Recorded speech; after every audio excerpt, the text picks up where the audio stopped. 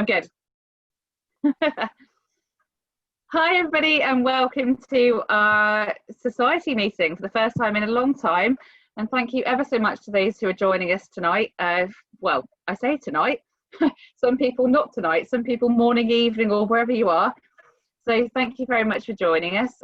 We've got more participants than we've had in an absolute age on society business. So thank you so much for people who are kind of connecting and getting into society stuff. So I'm delighted to say that we're doing all sorts of webinars this year and trying to move forward with the whole Zoom thing.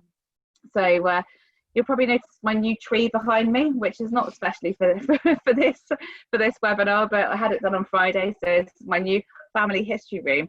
So I'll be able to have a family history room with all the trees in the background. So tonight we're joined by Janet Few, who is a founder member of the society, and she's going to talk to us about all sorts of things in terms of one place studies. I'm going to hand over to you. Right, thank you very much. I am going to share my screen in just a moment. I had it all sorted out, now it's kind of unsorted itself. Okay. Hold on. Here we go. Right, hopefully you can see that. We can. Excellent. So what I thought we'd do today is just talk a little bit about getting to know your place. And I know some of you have been working in your places for a very long time and you probably feel you know them quite well already, but I thought I might come at it from a little bit of a different angle, and maybe there'll be some suggestions here. Now, I have to apologise for it being a little bit British focused. That's obviously where I am, that's my area of expertise, but I'm hoping that a lot of the things that I suggest are going to be transferable wherever your place is or whatever type of place you have. A few of the sources I might mention won't be universal, but there may well be something similar for you. And a lot of us really, because most of us have come to this from a family history background, we're very much focused on the people within the place, and that's very much what One Place Studies is. It's not just about the place, it's not just about the people, it's about a combination of the two. But tonight I'm really going to look a little bit more at the place and a little bit less at the people, because I think we're all quite good at focusing on the people, and maybe it helps us to understand the people a little bit better if we actually look at the place in a bit more detail as well. So hopefully we can make this move on. And the best way of getting to know your place, of course, is to get out there and walk up the lanes and the roads and the streets and whatever, and actually see it for yourself. Now, even when there isn't a pandemic going on, that's not always possible for all of us. Not all of us live near to our places. I'm in North Devon in England. I have, because I'm a glutton for punishment, I have 3 North Devon places. One of them is the one I'm actually sitting in now, but I also have a place 500 miles away in Northumberland, just for a bit of variety. And of course, we all know there are people who are doing places that are on the opposite side of the world, not just the opposite end of the country. But if you can possibly get out there and walk the streets, it's really, really helpful to give you an impression of all kinds of things. And hopefully you can really look at it from various points of view, which we'll come to in a minute. Of course, if you can't go there in person, then we can always go on a little virtual tour. We can go on our Google Maps or Google Earth, and we can get the little yellow chap there, the little pawn person, and we can walk along the street like that. Now, I happen to know that if I was in this particular place in real life, that there'd be certain things that I could see that perhaps aren't visible on this photo, though it might be possible to zoom in a bit, I suppose. But that little row of 3 cottages there, if you look at them in person, you can very clearly see the line where the roof line's been raised when the thatch was taken off. And that's the sort of thing that you might be able to observe by walking the streets of your place. And it's quite fun, particularly if you're, at the moment, you're stuck at home, to take a bit of a virtual look.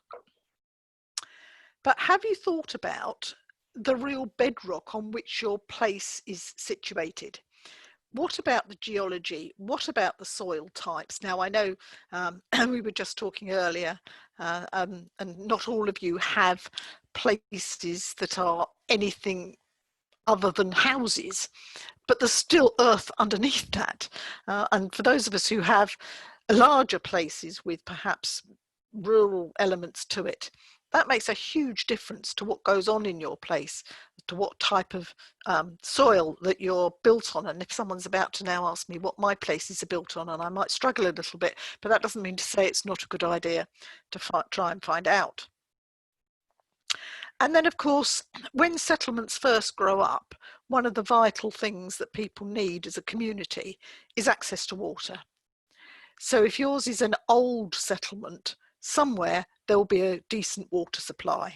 And it might be a river, it might be a spring, it might be a lake, it might be coastal, but there will be a water supply. And if it's coastal, there will also be a fresh water supply. Otherwise, a settlement wouldn't have grown up there. And of course, water can also be a really important routeway, particularly in the days when travel by road was quite difficult. And I know people moan about the state of our roads near where I am now, but historically, of course, they would have been infinitely worse before they were macadamized and so on. So think about where the water is in your place. And think about the climate, because that too makes a difference to what will have gone on in your place and what would have been possible in your place in the past. And what about the flora and the fauna? So what native plants and animals might you expect to see in your place? Now, I suspect if there's any kind of cultivation in your place at all, then there will be a lot of introduced plants and probably animals and birds as well. But what might have been there 200, 300, 400 years ago that would have been native to the country? Actually, I got a really nice, these with the exception of the bird, these are all things in my garden. And I got a lovely picture of a hedgehog earlier this week, but I decided not to overcrowd things with the hedgehog as well. So I'm going to unshare for a minute. I'm going to come back. This isn't the end quite. It's short, but it's not that short. So you can make a few comments on what we've done so far. So you mean, I don't know if Kirsty has muted you or whether you can unmute yourselves, but I require you to say something. That's really interesting, actually, what you've been saying, because while I've been off here in England, I've been doing a study of Taunton. The Somerset Archives put out a little kind of newsletter, and they said about their environmental map, which shows how the Somerset countryside has changed over time. And I found out that the particular area where my study was obviously wasn't housing at one point. It was just agricultural land for as far as the eye could see until the early 1800s. So, but I hadn't thought of some of the other things that you'd said around the water element. So that'd be something interesting to follow up on. Oh, well, good. I'm glad, because I was aware that, because you'd said earlier that you're actually doing a street, but of course, as you say, it wasn't always a street, and something was there before that. So yes. Well as the land on which your place stands, it can influence how, pardon me, how your place develops in other ways. So one of the early founding families, one of the early residents in my place, which is about 12 houses in East Lancashire, pardon the cat, was a colliery owner. So he could only make his money when the coal was there to be mined in the first place, but also the Industrial Revolution and the development of the steam engine made it worth mining and selling. And there's that combination of the intrinsic geology of the place and the industrial development that led to him getting the money he had and building the houses that he did. Yeah, that's really interesting, Janet. I think we underestimate quite how much the physical aspect of our place impacts on the economic aspect and the social aspect and the personal aspect as well. So that's really interesting. Anyone else like to chip in? As you were talking there, I was scribbling notes and writing down one very Scottish source. My study's part of an island in the north of Scotland. And when you're talking about flora and fauna and geology, I was immediately thinking of the statistical accounts, which were compiled by responses to a whole series of questions written by the minister in each parish. And normally there's a section on geology and flora and fauna. And I have to confess that I usually skip over those and hone in on the things that look at people and population and churches and so on. So I'll have to go back for my place to read those sections thoroughly. I will mention the Scottish statistical accounts in a minute. But yes, you're absolutely right. And I think because we're people and we're interested in families and we're interested in how they interact, we do almost jump straight to that. And although I think I was talking to somebody who's not in the room at the moment who was implying that what I was going to do today was for people who were just starting out their one place studies, and I said, I don't think so. Just give it a listen, and you see that's actually not really where I'm coming from. I'm more from something that we can all go back to. And as I say, I'm as guilty as the rest of us. It's not do as I do, it's do as I say. I think Totally. I do get out and walk, but Jane, where is your place? Just as a matter of interest. Mine is part of the island of Hoy in Orkney. Okay. So it's pretty far north. Yeah. Probably the most far north pin in the map. Yes. Not quite. The Shetland's still above us. In the society, probably. Yes. And the definite impact of climate for you, I think. Yeah, definitely. Yeah. And what's your interest, Jane? Just as I say, a matter of interest for me. Yeah. It's the island my father came from, and when I did Strathclyde's genealogy course, I focused on the population there in one census because I wanted to understand how typical my ancestors were.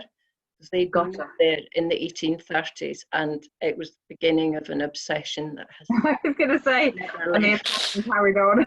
Too late now. There is no going back. Late, gone. Oh dear. Yes. One reasonably non-technical source I found very helpful for both the geology and the flora and fauna is that your local authorities may well have an environmental impact statement or something like that covers quite a lot of these things. And as a non-expert, I've found that very helpful for filling in some of that background. I mean, the Ordnance Survey do geological maps as well as maps that we're used to. So that's probably what we should all be looking at. I mean, by mistake, I spent a few years as a geography teacher. And one of the topics was settlement. And you're very much talking about, well, why is this settlement here? And of course, talking about water, it's got to be defendable. And if you're going back into time when most settlements began to develop, we're still looking at a time when you thought you might be attacked by someone, so it needs to be defendable. There needs to be a food supply, there needs to be a water supply. And that's pretty much it, really. And because there needs to be a food supply, that leads on to what's the soil going to be like, what crops are you going to be able to produce, and what animals are you going to be able to rear, and so on. But right, shall I go back to my little pictures? I have to say before you do that, I've known you for years. I never knew you were a geography teacher. I wasn't. I was a history teacher, and the geography teacher left pretty much like he was there one day and not the next. Oh, I was going to say, how did that happen?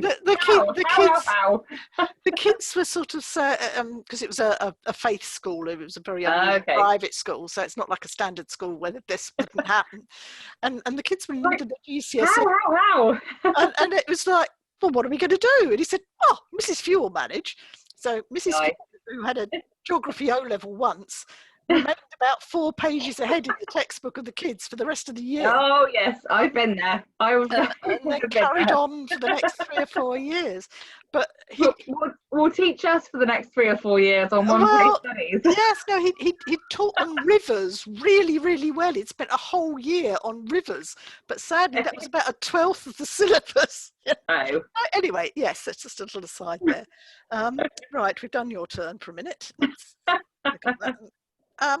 So we did discuss this, those of you who've been with us for a few years, as one of our annual shared endeavours, and we looked at built heritage, and of course that's important as well, both in the domestic context, but also as far as industrial buildings go. And there's a Cornish mine for you, because that's where I was this time last year, but we don't think about that.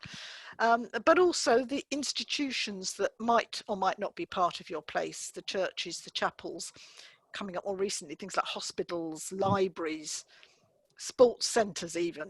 So there's a whole number of buildings that don't really fall into the domestic or the industrial slots. And I think it's important to consider all of those. And it's also, oh, what's going wrong here? It's not supposed to be doing this. Come back. Thank you. It's also important to think about where your place is in relation to other places. So routeways between your place and other places. Now, this is obviously a post-railway map, and the railways will have changed the connections between your place and other nearby places. So you're going to be looking at connections by water, connections by road, and then perhaps connections by rail to see how your place fits in to the surrounding area. Most of us tend to study quite small places, although it might be a road within a larger town, in which case this doesn't apply so much. But if you're studying a small hamlet or a village, your inhabitants are going to need to go to a larger settlement at least 2 or 3 times a year, if not more. So it's quite important to look and see what that settlement might be. And it's not always the nearest one as the crow flies, because it might be only 5 miles away, but if there's a moor in the middle or a mountain in the middle, they're not going to go that way. They might go 8 miles in the other direction because it's an easier route. And I think that has all sorts of implications too for things like migration patterns. And when I studied migration patterns in one of my places, it was interesting that people didn't come in and out equally from all directions. Well, the north was the sea, so pretty much they weren't going to come that way, although people did migrate that way from the North Devon coast to Wales, South Wales quite a bit. But in general, far more were coming in from the one side than I think more from the east, and very few from the west. And that was of interest. And you needed to try then, of course, to work out why that might be the case. So the markets, I mean, one of the reasons you're going to a bigger settlement if you're in a little settlement is in order to exchange goods and products and so on. So it's important to know where the big markets were, and also the larger fairs, particularly for an agricultural area. And let's be honest, most of our places were an agricultural area once, even if they're not now. And there might be the regular weekly market, but there might also be a major horse, sheep, cattle fair once or twice a year. And where would that have been, and where would the people have needed to go in order to access that? And this really all links with how the land is used. So how much of your place is built up, how much of it is open space, and then is that open space wasteland, is it agricultural land, and so on. So, and of course that's going to have changed significantly over time, as Lucy's just pointed out. You know, her place is a street now, but if you go back 200 years or so, it would have been a field. So it's important to think about things like that if you can get the information. And of course, maps are absolutely key. And I put the National Library of Scotland web link there because that implies Scotland, but of course I think many of us will know that they have access to online maps for all sorts of places, and there are a whole string of places that you can get online maps from for different periods and also different scales. And I think most of us want to try and get really a large scale map for our places if we can, as well as the smaller scale maps, so we can see those connections with places in the wider area. And I mean, I like to draw my own as well, particularly this one. This is one of my places, a small little hamlet of about 30 cottages. And by walking down there and looking at it, as you can see, I've sort of scribbled all over it to try and indicate when those cottages were built. There's a shop there, there's a hotel there, so what they were used for. One is now a house, but it used to be a chapel, for example. And there's also over time been a certain amount of combining of turning two cottages into one, and vice versa, but mostly in this settlement it's combining them to make larger dwellings. So I've been able to annotate that, and it's only by going out and looking at the place that you can get some impressions maybe of conversions. Perhaps you've got former chapels or former farm buildings turned into dwellings, or vice versa. And also to get some idea of the age of the buildings, which you can't tell from a map, for example. That there's no way you can tell that. So I think that's a useful thing to do for your place. And then, of course, we want pictures of all those buildings, fields, everything else that happens to be in your place, either old ones, ideal if you can get hold of them, or, of course, go out and take your own series of photographs if you can. I think you're at an advantage if your place is the sort of place that had postcards produced for it. They do tend to be something that rather burns a hole in your pocket, because you see a nice postcard and you think, oh, I really need that for my place. Oh dear, it's £15. Do I really want it? But to have some visual imagery of the place in the past is really vital for our places. I think I enjoy trying to recreate it in the past as well as the present. But if all you can do is take your own, well, then that's better than nothing. And you'd be surprised how quickly things change. When most of my place studies started getting on for 15 to 20 years ago, and the changes that have taken place even in that time are really quite significant. New buildings, shops closing down and becoming houses, things being demolished, and so on. So lots of places you can get pictures, of course. Britain from above for a British place, really quite useful. Aerial views that were taken in the middle of the 20th century there, and gives you some really good impressions. Images of England, I like images of England. And you'd be surprised how many what appear to be quite low status dwellings, for example, are listed. And of course, listed buildings aren't just domestic. And in fact, one of my places has a listed letterbox because it's a Victorian letterbox. So that's actually got a listing on it. And then the geograph, which is a collection of recently taken photographs. And I think the original aim was to try and get photographs for every grid square on the Ordnance Survey map. And it's developed from that. Just watch those, because some of them have some kind of copyright. You know, you've got to acknowledge people, the photographers and so on, if you use their pictures.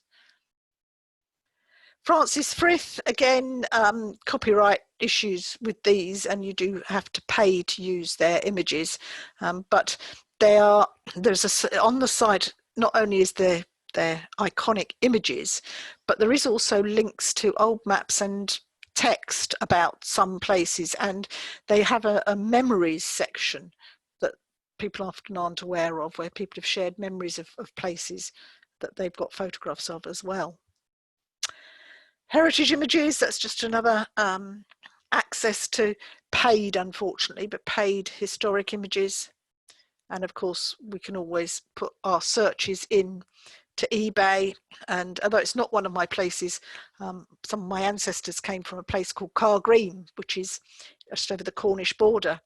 And I used to have an eBay search saved for Carr Green. And unfortunately, it meant that every time someone sold a toy green car, I got a notification. So I kind of gave that one up, really. But of course, you can have saved searches, so it turns up your place when it's mentioned. And of course, pictures don't just have to be photographic. Maybe if your place is attractive some artist sometime in the past will have made an image of it, and perhaps you can have a look at some of those as well. I'm going to come out again and let you chat. There we go. A little bit more standard, I think. That's the photographing type idea. Oh, everybody's changed places. I have the same problem with mine, that I have HMS TechCot. So my place is TechCot, but there's HMS TechCot. So I get all the HMS pictures and everything else. And I'm just like, I want to see it, but I don't want to see that. Yeah, the old eBay thing is a challenge, but a good challenge. Yeah, oh yes. Am I right in saying there's only about one postcard of TechCot ever been made? I probably have it. Yeah. Yeah, but HMS, there are millions. Yeah, there are millions and millions and millions of references to HMS TechCot. So yeah, I just kind of have to go switch off. Oh, see, Liz has got a handy hint there. Can you? I don't know whether you can do that on eBay. No, though, can you? You can't on eBay. You can't. I have tried. I have tried. Oh, Liz thinks you can. Well, okay, I'd love to hear from you because I can't. Maybe they've changed it. Yeah. Yeah, Liz says you can. I say I haven't managed to. Please message me and tell me how, because that's driving me bonkers. Type in TechCot minus HMS. Oh, there you go. Thank you, Liz. I've tried that, but it doesn't work. I wonder whether it's because sometimes it's HMS and sometimes Space. it's H.M.S. Yeah. Yeah, so you'd have to somehow account for all those. Probably not all, but yeah. It's a good tip. So yeah. Yeah. Anyone else?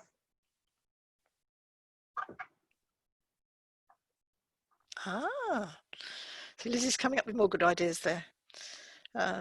Problem is if they know it's a ship.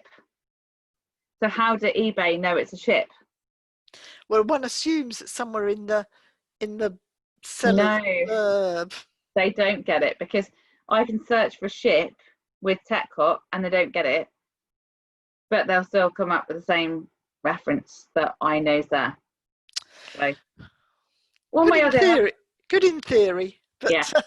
It might help though, mightn't it? It might cut a few. A few down. I've eliminated some. Yes, she just picked ship to yes.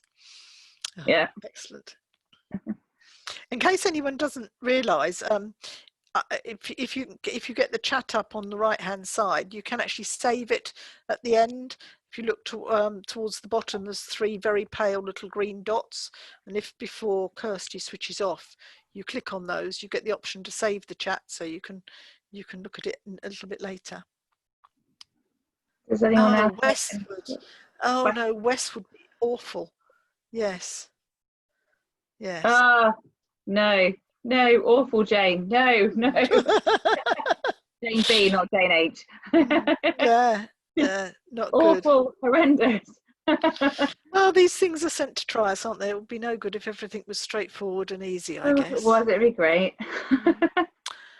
Anyone else want to comment on visual imaging and so on, and maps and what have you? No, Janet B has just said Spring Hill isn't fab either. I'll be honest, when I was doing my PhD, I'd got one place that I wanted to study, and I knew I wanted to study that place, and I had to pick 2 that would be a contrast. And so I pretty much stuck a pin in and said, right, I need it to be small, I need it to be rural, and I need it to be a place name that is not going to be messed about with spelling wise. And that's literally what I did, and I kind of stuck a pin in, and it turned out that the place that I chose is actually to where I'm now living. I wasn't living here then.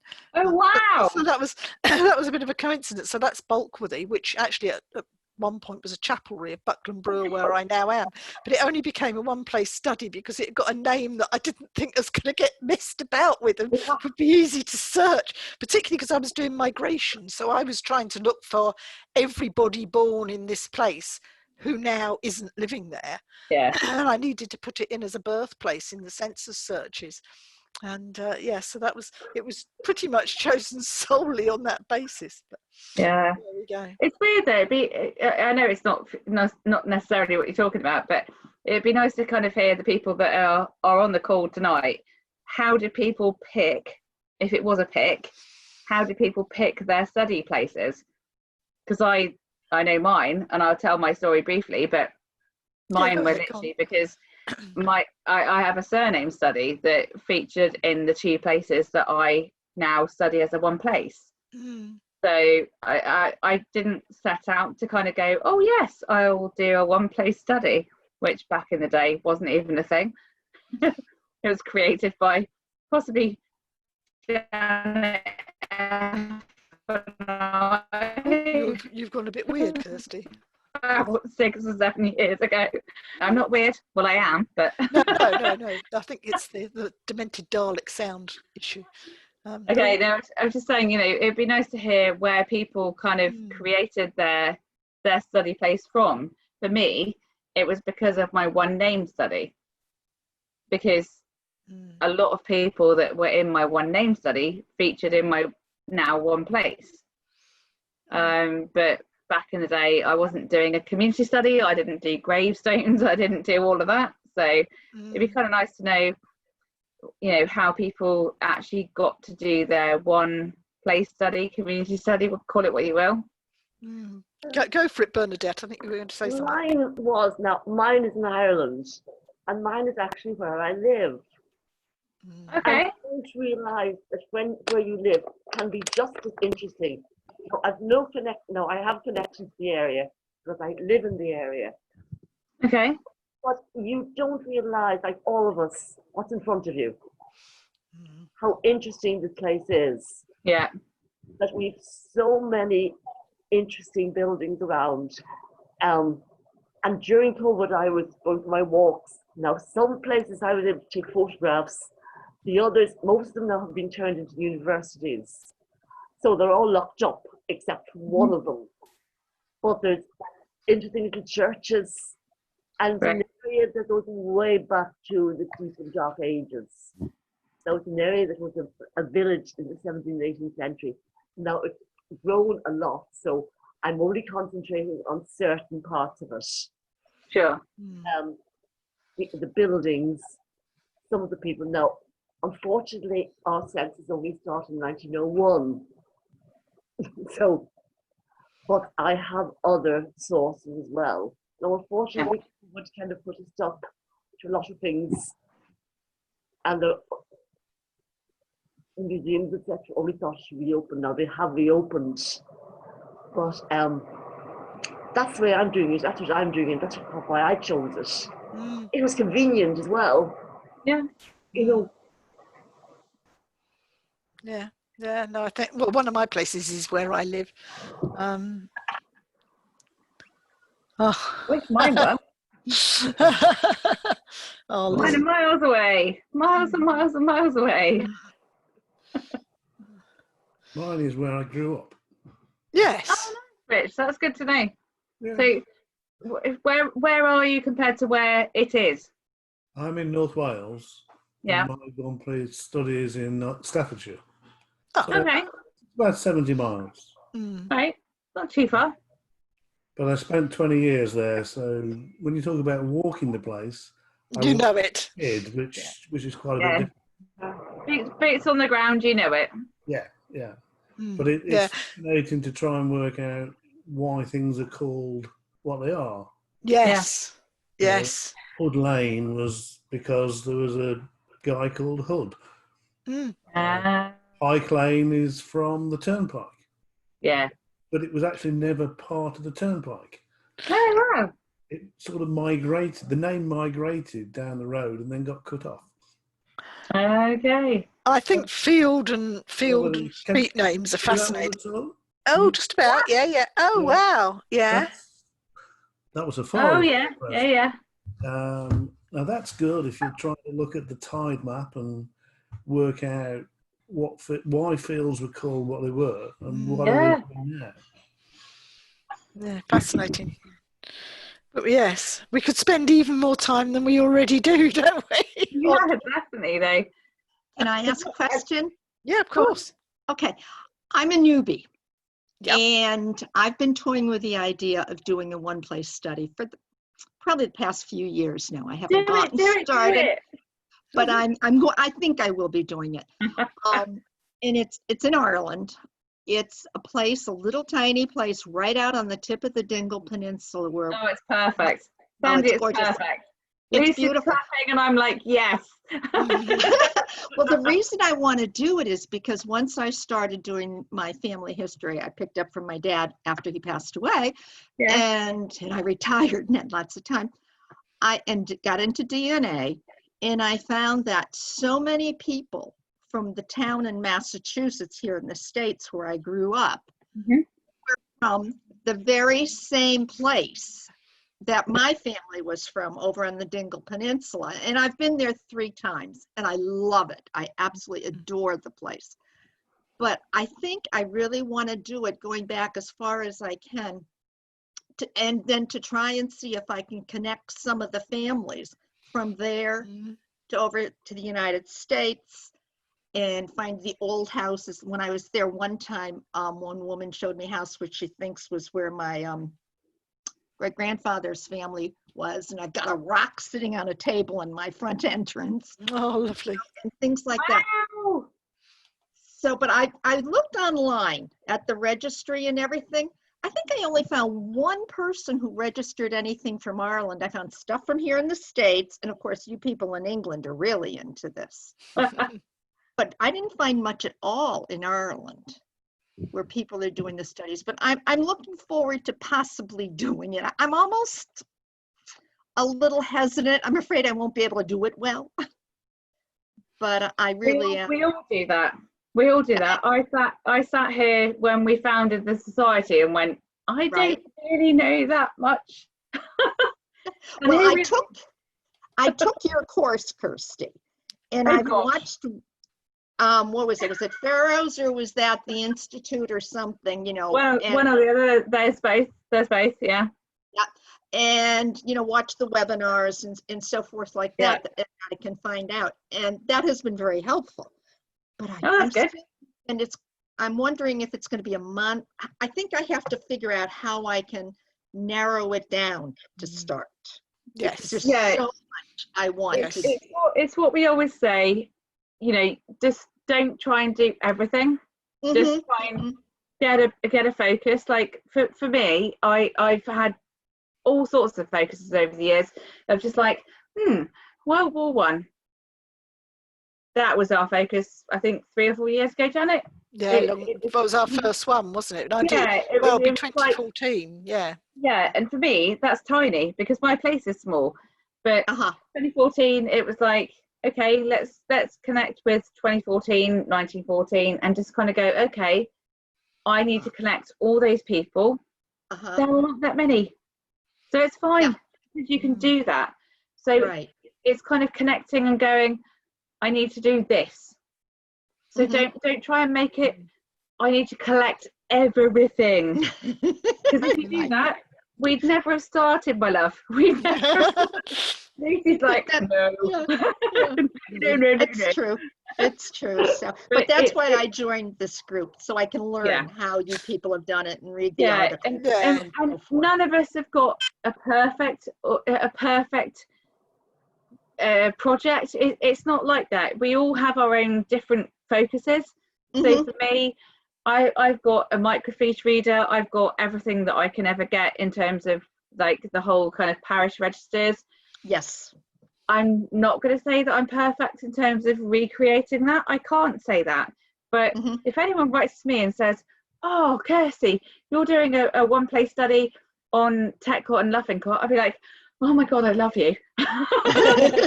Seriously, if you're interested in my place, I love you now. So Sandy, just go out and like find someone that's interested though, genuinely. But it's getting people that want to engage with you. So do you. Don't do what you want to do. Get what you want to get out of it. Because do you know what? I'm not going to lie. And we can all sit here and go, oh yeah, it's all great, and everyone's going to want to get in touch with you. That's a load of codswallop. Do what you want to do. Yeah. Exactly. Do what Yeah. you want to do. It's for you. And Yeah. you know, if people want to get in touch with you, marvelous. That's amazing.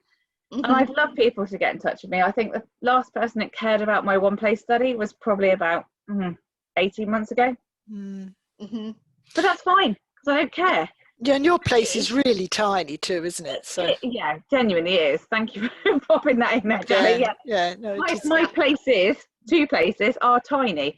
Yeah, I've But seen some of it. Yes. yeah, but they are minute. However, if people want to engage with me, I'll do whatever they want me to do. I've got everything that they could ever want. I've got all the records, and yeah, I'd love to share. If they don't care, I'll just keep doing what I do, and and just take what you want to take out of it. If you want to get, for me, I've had bits where I've just been like, oh, I'd love to know, why do people die young in my place? Because they do. Like, I've got a lot of people that when you go through the parish registers, a lot of people die really, really young. And so there's a whole track of measles in 1827. Well, if you don't have a photographic copy of all of the parish registers, you'd never know that. No, if you're just looking for one instance, Exactly. that's not coming out, is it? No. And you know, take all those parish registers. Like, I'm very lucky, probably Janet F, you're at the same position. I've got a transcription of everything. So I can go back for probably 300 years in both my places. That's and great. I can also get why they died.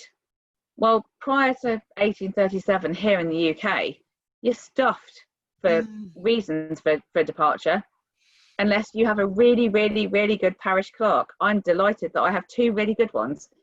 So I've got measles, typhoid, rapture of the church for 30 years, 50 years, 60 years, whatever. And they're all there. And Excellent. it's amazing. Yeah. So it's kind of concocting that kind of that community study, Sandy, and just kind of going, they might not give a monkeys, and you could do this study for 30, 40, 50 years, and no one might care at all. But you'll enjoy it. It's fun. You'll love it. Yeah. But I think a good way of limiting yourself is to concentrate on a smaller time period. So if you're particularly looking at people moving from Ireland out to the States, then you're probably going to want to look 19th century, aren't you? Probably around the middle of the 19th century. Correct. And that's when you. If you start by focusing on kind of, I don't know, 1820 to 1870 or something like that, and then move out from that when you feel you've got a bit of a grip of that, rather than trying to go from 1,000 years ago to yesterday all at once. I don't think it. That becomes overwhelming. It's big. Yeah, it is big. It is big. Yeah, it is. It's far too modest to mention it, but Dr. Fu has got a very good book on how to start. Well, I was going to ask a if you while. don't want to pay the postage, No, actually, a while ago, I did see, Dr. Fu, that you were updating your book or something. Yeah. Well, the original book, Putting Your Ancestors in Their Place, which a number of people have got, is virtually out of print now. That's what I thought. That's more in depth than the new one, but by a considerable amount. But it's very much British, if not English, focused. Correct. So what I've done now is produce something shorter, which is also available as an ebook. So you don't have to pay any postage. Unfortunately, no postage at all. No postage at all. However, if someone in the UK wants a physical book, please don't get it from the online retailer. We're all trying not to mention. Please get it from me instead, because I was going to say, is it on your blog, the family history? Yes, it will be on there. Okay, I will get it from there because I love ebooks. It is very much an introduction, but it was designed to be usable anywhere. So that it doesn't mention specific sources, it mentions categories of source, so that wherever your place is, it should still be applicable. Well, I just took a fantastic institute on Irish research, and I can't believe there's an awful lot available in history if you get over there. with the manuscripts and everything else and going back. It was just a phenomenal summer institute. So I have specific sources where I can go. So that's a good, Yes. I need Good. method. Good. I need method. Yeah. Yeah. Yeah, that's the thing. Great. It's knowing where, but how. Yes. Exactly. Exactly. Yeah. Yeah. Thank you. That's fine. That's what we're here for. I've just got a few more little slides, so I will just Go forth. go forth and whatever. Yes. Obviously, we often develop an interest in our place because they appear to have been neglected in the past, but sometimes someone's been there before us, and if they haven't written a book or a blog or a website or something about specifically our place, they may have written something about the wider area which our place will be mentioned in. So it is worth trying to locate any works that may have been produced in the past. There's a kind of a double-edged sword with this. First of all, you need to know these publications existed, and often they're quite things with very short print runs. Maybe the wife of the local vicar's written a little pamphlet and she had 30 copies printed in about 1940 or something. And so you need to find these things, find they existed and then get hold of a copy. And then the other problem is that sometimes Mrs. Vicar wasn't awfully good at what she wrote either. So the quality can vary tremendously. But like any other source, you treat it with a bit of caution and you try and have a feel for exactly how much research has gone into this. A bit like looking at a family tree on Ancestry and deciding that, no, I don't think I'm going to go with this one very much because they appear to have died before they were born and that sort of thing. So treat with caution, but do look and see what other people have done, if only because then you think, well, I can do better than that. And so with a very sort of English stroke British focus, don't forget the Victoria County History series and that map. The red areas have got several volumes, the grey areas have fewer volumes, and the white areas really they've barely started.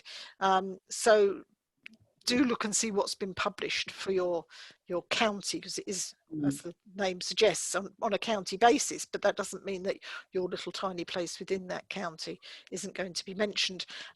Unfortunately, Devon, I think the only volume that's been published for that is about Roman Devon, so that's not hugely useful from the one place study point of view. Then I love these, I can't praise these highly enough. General View of Agriculture. And I don't normally like quoting Wikipedia, but it's the best overall list of what survives for these surveys that I can find. So I do that. It was commissioned by the Board of Agriculture, originally in the 1790s.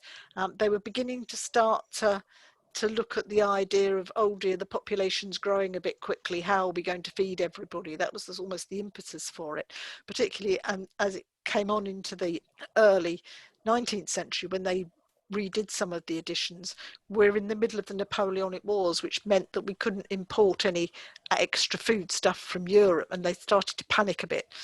And the actual title, I mean, I call it General View of Agriculture, but there's a whole great long title, and basically it's a survey, and the people who did the surveys were also supposed to suggest methods in which productivity could be increased in the various counties. So it covers the British Isles, it covers 3 Irish counties, and I'm sorry, I'm afraid I can't remember off the top of my head what they are. It covers the Channel Islands and it covers the Isle of Man. And obviously these were printed books, which now if you try and buy an original edition are going to cost you probably the price of half a house or something. But almost all of them are available either in facsimile form or as free downloads from somewhere like Google Books. So I've got a facsimile for Devon, and I've got a free download for Northumberland. So it's really, really worth getting these. The Devon one I think is better than the Northumberland one. They weren't all done by the same surveyor, so they do vary a little bit. Devon is divided into, I think it's 7 different regions. Northumberland they just treat as a whole county, but it will tell you about the terrain and the topography. It will tell you about the climate. It will tell you about the common crops and what type of animals were productive there. It tells you about the farm cottages, it tells you about the tenure, it tells you about the rents, the tools, the agricultural methods, crop rotation, manuring, and all this kind of thing. So these are brilliant. I think every family historian should read this for the places where their ancestors came, because it's so fascinating. So I know what my Northumberland 2 times great grandfather, I know what his cottage was likely to have been built out of. And I know that it's likely to have been 16 foot by 15, because that was the standard cottage size. 15 foot's a really common size throughout the country, because it was a width that you could easily get a roof to stay on. But all sorts of things, so go out and read them. I can't recommend them highly enough. And as has already been mentioned, the kind of, in addition, because there are general views of agriculture for the Scottish counties as well, Scotland have got the statistical accounts. There's an old statistical account and a new one. I'm not very inventive with titles there. And you can access these online as well, and download bits for your areas. And the key is, because I spent ages, I got to what you can see in the illustration there, this picture, and I knew I was supposed to be able to download it, and I couldn't. Well, I was clicking away at this and I was clicking away at that, and nothing was happening. And if you look right in the bottom right hand corner in really tiny print, it says click on the map. And it took me about 10 minutes to notice that, and I'm banging away wondering why I can't download it. So I'll give you the hint there. You click on the map, and as has already been mentioned, these are fascinating and give similar sorts of information to the general views of agriculture. And there's also the Scottish valuation rolls, and they can be quite useful as well to give you an idea of what's going on in your place. Similar sort of information as you would get on a land tax. So you've got information about owners and occupiers as well. Right, and of course directories and gazetteers. We tend to look at the people. So we tend to look at the nice list of who lived where and with a bit of occupation if it's a trade directory as well. But what we really should be focusing on for what I'm talking about at the moment, I'm not saying you don't want to look at that, is the first bit, which I've enlarged there. And you may be able to see that that also tells you about so I can tell you what my soil is here. Subsoil is clay, actually. Thinking of my garden, they're not wrong. The chief crops are wheat, barley and oats. So you're getting the sorts of information that I was talking about here. It will probably tell you about the markets. It will tell you about the fairs. It will tell you about the principal landowners and the principal industries as well. So I love these little bits, and routeways, and when you can get the carriage to the next big town and when the post comes and things like that. So see if there's a nice little bit like that for your place, or maybe the larger area in which your place resides. And that is the last slide. So I will stop sharing now and we can carry on chatting. Wonderful. I love the Gazetteers. I'm a great exponent of that. I'm just like, I want to say more about my place. We've got the just so anyone who's not aware of it, we've got the Compton census. We've got that in my office. So if people have I'll try that again. Compton census places that you want to know about your Compton census. It's about the 1696, isn't it? I think. Thank you. Yeah, 16 something. In terms of people, that are either conformists or not conformists, and we've got that in the office at work, so I can scan anybody. Just email and say, oh, I'd like to have the Compton census and extract for whatever, and I can do that. So that's at work. 1696, Janet says. Yeah, it's 1696, and it was designed to check on whether you're God-fearing Anglicans or not, bearing in mind that this is the end of the 17th century, when we'd had all sorts of issues about some of the kings being a bit too Catholic-y for everybody's liking, and we tried to get rid of, well, we got rid of James II on those grounds, and ended up with William and Mary, and it's sort of just after that, and yeah, we've got people a bit sensitive about religion. paperwork, so we can scan it if you want. Yeah, it doesn't cover the whole country. Oh God, no, and some people have no reference for it either. So, but it's interesting. I must ask and see if you've got my Northumberland place, because I haven't asked for that, have I? Is that a new one? That's my new one. Yeah. Okay. So I will. Send me an email. I'll look tomorrow. I'll ask for you for that. Yeah. Right. Anyone else like to ask anything? Comments? Brush up and do things for your place? They're all like scribbling away, going, "Oh, I need to do this."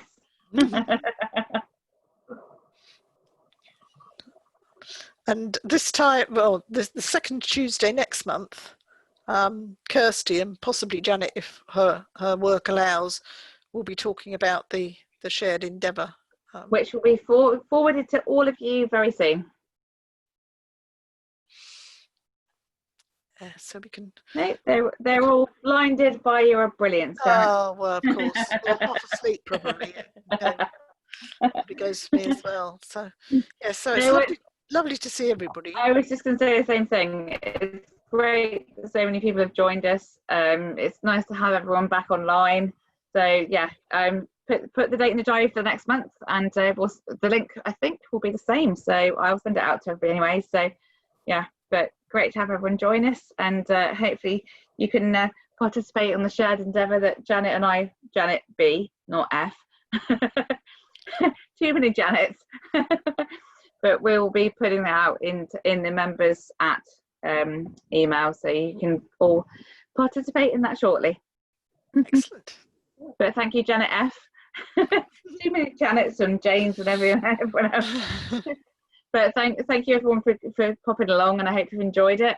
And we'll do the same thing, same time next month. Next month. Lovely. See you then. Thank you very much. All right. Bye, everyone. Thank you ever so much. Bye.